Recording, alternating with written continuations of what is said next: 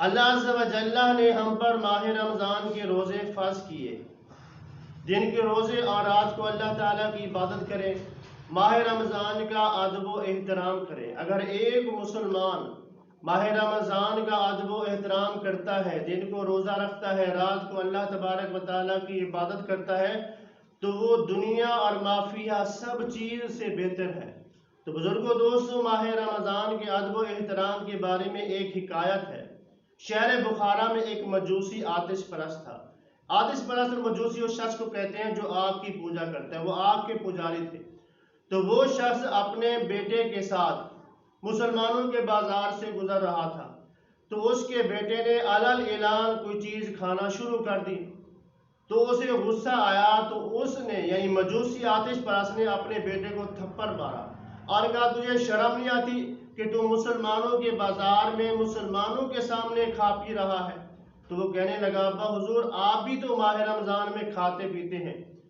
تو اس آتش پرست نے کہا میں کھاتا ہوں پیتا ہوں، لیکن گھر میں چھپ کر علل اعلان لوگوں کے سامنے نہیں کھاتا، یعنی اس ماہ مکرم کی بے ادبی نہیں کرتا۔ تو جب وہ شخص مر گیا، فوت ہو گیا، تو اس کے مرنے کے بعد کسی نے خواب میں اسے دیکھا اور پوچھا کہ تو جنت میں ٹہل رہا ہے، تو ایک مجوسی آتش پرست تھا، تو جنت میں کیسے گیا؟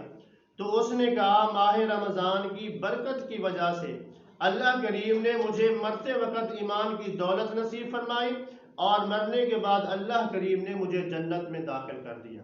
تو بزرگوں دوستو، ایک مجوسی آتش پرست اگر ماہ رمضان کا ادب و احترام کر کے جنت میں جا سکتا ہے، تو ہم مسلمان ہیں، اللہ کے نبی کے غلام ہیں، اگر ہم اس ماہ رمضان کا ادب و احترام کریں تو یقیناً ہم بھی جنت میں داخل ہوں گے۔ لیکن افسوس سے کہنا پڑتا ہے کہ آج ہم نام کے مسلمان رہ گئے، ایک روزہ نہیں رکھتے، چوری، دوسرا سینہ زوری، تو ہم علل اعلان لوگوں کے سامنے کھانا پینا شروع کر دیتے ہیں، تو یہ ماہ رمضان کی بے ادبی میں شمار ہوتا ہے، تو اس کے لیے بہت بڑی وعید ہے۔